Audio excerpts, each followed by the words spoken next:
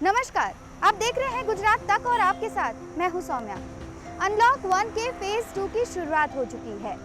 ऐसे में आज हम जानने की कोशिश करेंगे कि क्या भारत को कोरोना से जल्दी मुक्ति मिल जाएगी।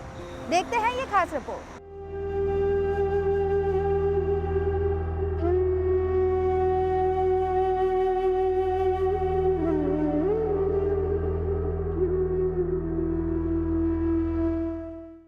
भारत में लॉकडाउन में छूट-छाट मिलने के बाद कोरोना वायरस का ग्राफ काफी तेजी से ऊपर गया है। हालांकि सितंबर के मध्य तक इसकी रफ्तार में कमी देखी जा सकती है। यूनियन हेल्थ मिनिस्ट्री के अधिकारियों के एक मैथमेटिकल विश्लेषण के तर्ज पर ऐसा अनुमान लगाया गया है।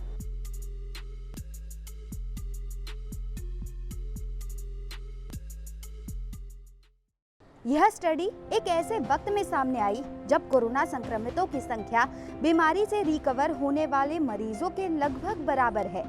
रिपोर्ट के मुताबिक यह महामारी 100% समाप्त होने की दहलीज तक पहुंचेगी। स्टडी में कहा गया है कि वायरस के ट्रांसमिशन में थोड़ा बहुत फर्क जरूर पड़ा है। इस निष्कर्ष तक पहुंचने के लिए शोधकर्ताओं ने बेली रिलेटिव रिमूवल रेट यानी कि BMRRR यानी बेली मॉडल का उपयोग किया। इस दौरान भारत में 1 मई से 19 मई तक सामने आए मामलों की जांच की गई। यह शोध ऑनलाइन जर्नल एपिडेमियोलॉजी इंटरनेशनल में प्रकाशित हुआ है। इस अध्ययन के लेखक doctor Anil Kumar, deputy director general public health, और Rupali Roy, deputy assistant director health secretary हैं। हालांकि शोधकर्ताओं का कहना है कि इस पड़ाव को पार करने के लिए केंद्रीय, राज्य और जिला स्तर पर केस पर आधारित फैसले लेने की जरूरत होगी। यहाँ तक पहुँचने के लिए मैथमेटिकल मॉडलिंग टूल काफी महत्वपूर्ण हो सकता है। स्टडी में यह भी बताया गया है कि भारत में यह महामारी 2 मार्च से शुरू हुई थी। इसके बाद यहाँ कोविड-19 के मामले तेजी से बढ़ते चले गए। शोधकर्ताओं का कहना है कि यह मैथमेटिकल मॉडल बीमारी फैलने से लेकर क्लिनिक केयर, रिकवरी रेट, इलाज के प्रभाव और भविष्य में आने वाले वैक्सीन जैसे कारकों पर आधारित है। कम्युनिटी लेवल पर सार्वजनिक स्वास्थ्य उपायों की जरूरत को महसूस किया है, जिनमें बफर जोन और कंटेनमेंट जोन भी शामिल हैं। इस शोध ने संकेत दिया कि प्राकृतिक आपदा, घनी आबादी और अंतर्राष्ट्रीय घटनाओं का इस मॉडल पर महत्वपूर्ण प्रभाव हो सकता है।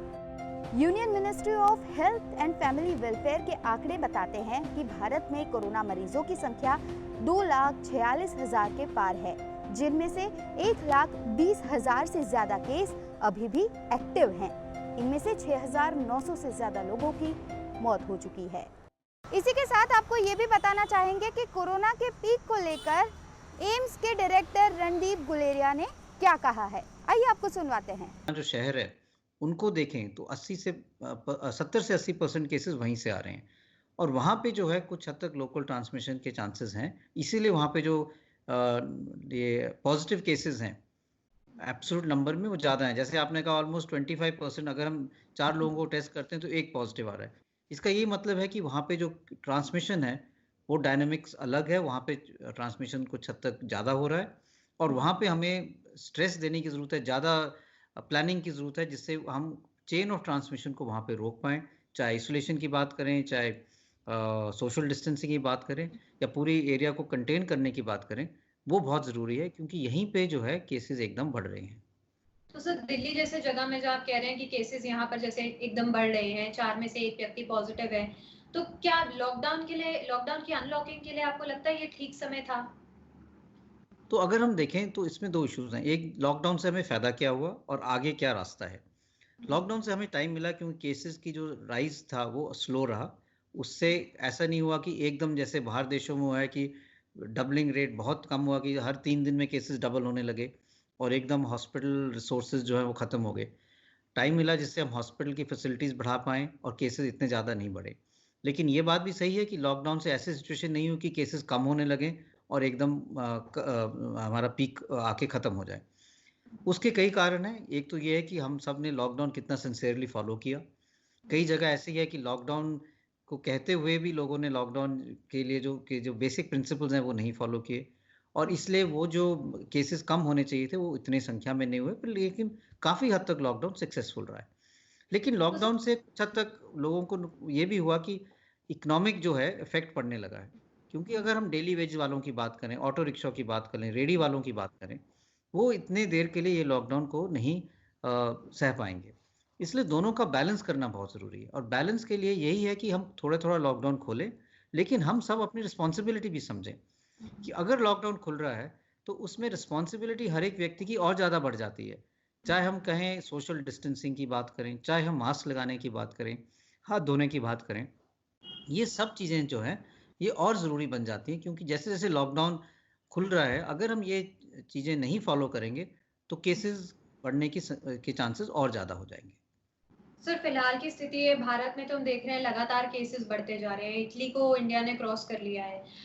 अब फिलहाल बेड्स और वेंटिलेटर्स की अगर बात की जाए, क्या स्थिति है? आगे आने वाले दिनों में जब केसेस और बढ़ेंगे, क्योंकि पीक अभी आना है, कैसे मैनेज हो पाएगा सब? तो अगर हम देखें पूरा और आपकी बात सही है कि हमारे केसेस बहुत ज़्यादा बढ़ रहे हैं, लेकिन अगर हम उसके हिसाब से अपनी मोर्टेलिटी देखें कि हमारी डेथ्स कितनी हैं, तो हमारी डेथ्स जो हैं वो अभी भी बहुत कम हैं as compare to other countries. तो मेरा ये मानना है कि केसेस तो हमारे बढ़ेंगे, क्योंकि हमारी पॉपुलेशन इतनी ज़्यादा है। कई यूरोप के देशेस को मिला के हमारी पॉपुलेशन बनती है, तो हम उनके साथ कंपेयर नहीं कर सकते, क्योंकि हमारी पॉपुलेशन उनके हिसाब से तो बहुत ज़्यादा है।